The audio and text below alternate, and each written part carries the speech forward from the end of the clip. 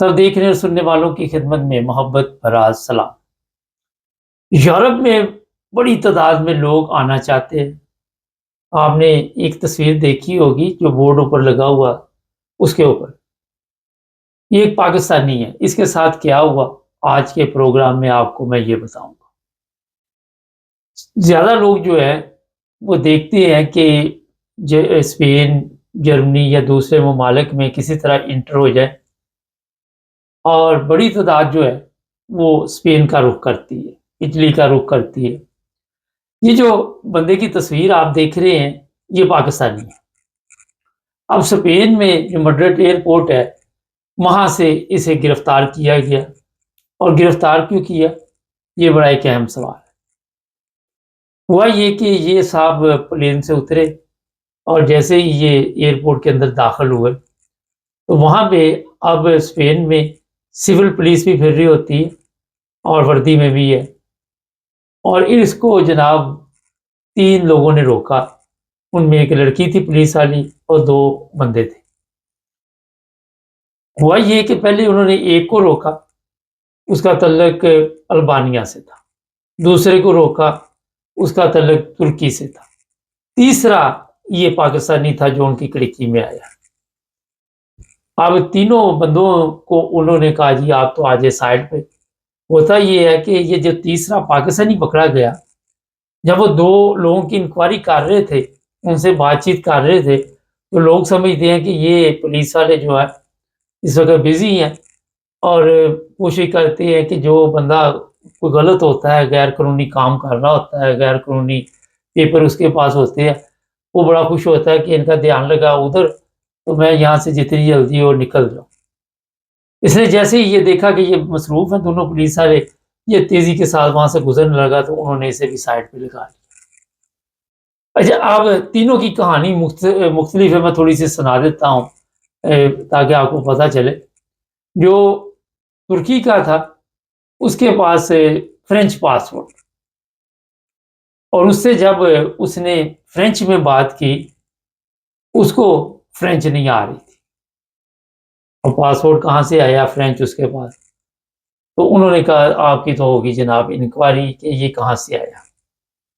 अच्छा, दूसरे को जो रोका अल्बानिया, उसके पास स्पेन के पेपर थे, मगर उसको स्पेन की जो ज़ुबान है वो नहीं आ रही थी, स्पेनिश नहीं आ रही थी। उसको भी उन्होंने कहा साइड पे हो जाओ। अब ये पाकिस्तानी बेचारा आ गया। इसको उन्होंने पूछा कि आप किधर आए हो? इसके पास 5 साल का कार्ड था वहाँ का स्पेन का। इसने जनाब को उनको जवाब जो दिया उससे वो मुतमिन नहीं हुए और इसने कहा मैं अपने भाई के पास आया हूँ, वो भी स्पेन में है। फिर उन्होंने और 2-4 बातें की और फिर उन्होंने वहीं पे इनकी थोड़ी बहुती तलाशी ली, तो तीनों के पास से कुछ ऐसे कागज़ात मिले जो इनके असली कागज़ात भी थे। फिर इन तीनों को वो ले गए साथ। अब प्रॉब्लम ये है यहाँ पे कि जब आप आगे मैंने पिछले प्रोग्राम में भी कहा था कि असाइलम अप्लाई करते हैं तो फिर और चीज़ होती है। देखिए, जब आप गलत पेपरों पे निकलना चाहते हैं तो फिर आप पकड़े जाएँ, तो फिर कवानीन चेंज हो जाते हैं। फिर ये जज के ऊपर डिपेंड करता है, जो भी वहाँ स्पेन का जस्टिस सिस्टम है, कि आप यहाँ पे सियासी पनाह ले सकते हैं या नहीं ले सकते, या अगर आपके ये जाली पेपर जज मुतमिन नहीं होता तो 3 साल तक की आपको जेल वहाँ पे होती है स्पेन में। अब ये बड़ा एक अहम प्रॉब्लम बन गया। इन तीनों की जब उन्होंने इंक्वायरी की तो बड़े हैरान हुए कि ये तीनों जो थे, ये अपने असली पेपर छुपा के, और जो लोग आते हैं वो समझते हैं कि शायद हम निकल जाएँगे, या इनके ज़हन में होगा कि यहाँ से हम बाहर जाएँगे, बाहर जाके पासपोर्ट इधर-उधर कर देंगे और दूसरे डॉक्यूमेंट्स निकाल कर तो उसके ऊपर सियासी पनाह अप्लाई करेंगे। हो सकता है ये भी इनके ज़हन में ख़्याल आ रहा हो। मगर जहाज़ से निकलते ही जैसे ही ये प्लेन से बाहर आए, तो इनको ख़्याल ही नहीं था कि आगे पुलिस वाले खड़े हों, और उन्होंने मौका ही नहीं दिया कि आप किसी तरह भी यहाँ से आगे जाएँ, और वहीं से उन्होंने इनको काबू कर लिया। तो जो प्रोग्राम था इनका, वो तो गया ख़राब हो। फिर इनको जब उसी वक़्त वो आजकल ये नहीं कि डॉल्मेचर है, उसी वक़्त मोबाइल फ़ोन ठक, डॉलमेचर, तर्जमान, जो भी वहाँ बैठा जनाब वो बातचीत शुरू हो जाती है और उसको बताया जाता है कि इनके पास गैर कानूनी पेपर थे, हथकड़ी लग गई, सब कुछ हो गया। अब पुलिस वाले ये कहते हैं कि ये पेपर कहाँ से ले? ये भी एक सवाल है, किसने दिए? उनके नाम दो, कहाँ से आप चढ़े, कहाँ से आए, टिकट कहाँ से ली, क्या? बड़ी लंबी-चौड़ी बात वो इंक्वायरी होती है। फिर इन लोगों ने कहा हमें अपने मुल्क में बड़ी प्रॉब्लम है। तुर्की वाले ने कहा कि तुर्की में प्रॉब्लम है। दूसरे ने कहा तो उन्होंने कहा कि पेपर जाली लेके आप क्यों निकलना चाह रहे थे? तो इस तरह ये पाकिस्तानी भी पकड़ा गया वहाँ। और मैं ये देख रहा था कि ये बेचारा कितने पैसे लगा के वहाँ से आया होगा। फ़र्ज़ करें इसकी सियासी पनाह की दरख़्वास्त वो नहीं लेते, तो 20-30 लाख रुपया लगा के तो ये जो आया है वो भी गर्क हो गया, शायद ज़्यादा लगा के आए हो और साथ एक और नई मुसीबत गले पड़ गई, ये जेल में रहेगा और जेल से जब रहा होगा तो फिर पाकिस्तान भेजा जाएगा। तो ये प्रोग्राम मैं आपको इसलिए करके बताता रहता हूँ कुछ ना कुछ है कि देखिए जाली पेपर जब आप लेके निकलते हैं तो उसमें आप अगर खिड़की में आ जाते हैं तो आपके ऊपर एक ठीक-ठाक केस बनता है। और ये सिर्फ़ स्पेन में नहीं, अगर आप इंग्लैंड पकड़े जाएँ, जर्मनी पकड़े जाएँ, कहीं पे भी पकड़े जाएँ, तो वो फिर ऐसा होता है कि वो इंक्वायरी कर इनमें से मेरे ख़्याल एक आधा बंदा ऐसा भी था, जो कई दफ़ा यहाँ पे आने की कोशिश कर रहा था, पकड़ा जाता। तो इनके कंप्यूटर में हर चीज़ होती है, हर सिस्टम इनके कंप्यूटर में होता है। ये लोग समझते हैं कि इनको पता नहीं, शायद यूरोप में एक दफ़ा हम आ जाएँ तो वापस चले जाएँ तो फिंगरप्रिंट नहीं आते।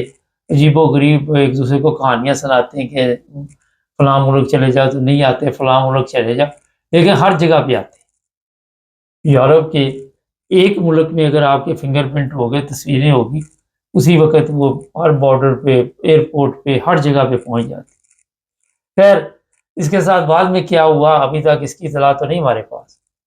मगर मैं ये आप लोगों को बताना चाहता हूँ कि देखिए पाकिस्तान ठीक है, महफ़ूज़ नहीं है मगर ऐसे काम ना करें कि अपने पैसे भी ज़ाया करें, जाली पेपर लेके। अब जिन लोगों का इन्होंने पासपोर्ट इस्तेमाल किया उनको भी खिड़की में लिया जाएगा और यूरोप में कोई प्रॉब्लम नहीं, उसी के पुलिस वाले फिक्स कर देते हैं।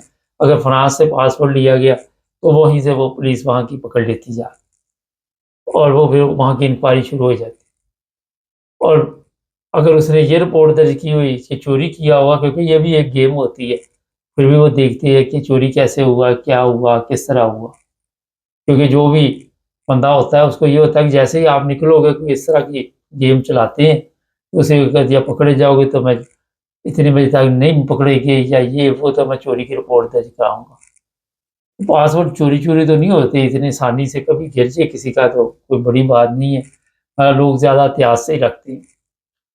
तो जो हमारे पाकिस्तानी मैं ये प्रोग्राम इसलिए भी करना चाह रहा था कि पाकिस्तानी को देख के मुझे ख़्याल आया कि हमारे पाकिस्तानियों को ख़्याल करना चाहिए। कि इस तरह के लोगों से बचें जो जाली पेपर बना के देते हैं। और अगर आपने जाली तौर पे किसी को बुलाने के लिए अपने पेपर दिए हुए हैं, तो आपके ऊपर भी केस बनता है और आपके लिए भी शायद दोबारा पाकिस्तान का इंतखाब किया जाए कि वहाँ पे जाके बाकी की ज़िंदगी गुज़ारें।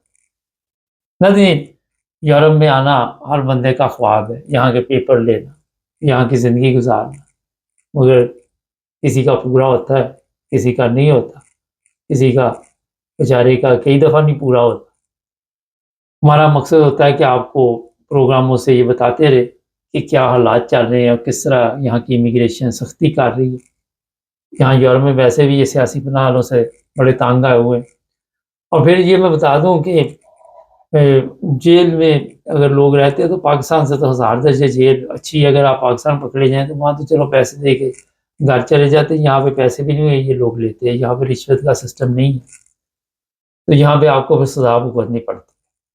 चैनल को सब्सक्राइब करें, जुड़े रहें हमारे साथ ताकि और भी प्रोग्राम आप देख।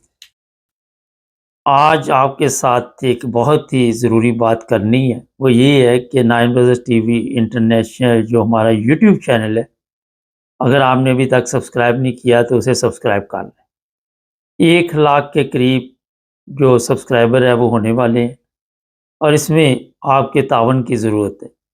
जब 1 लाख हो जाएँगे तो नाइन ब्रदर्स टीवी इंटरनेशनल को सिल्वर कार्ड मिलेगा और आपके तो इल्म में है कि हमारे प्रोग्राम सच पर और हकीकत पर होते हैं, आपको मुख्तलिफ ममालिक की इन्फॉर्मेशन भी दी जाती है। तो जुड़े रहें मेरे साथ और सब्सक्राइब करना मत भूलें।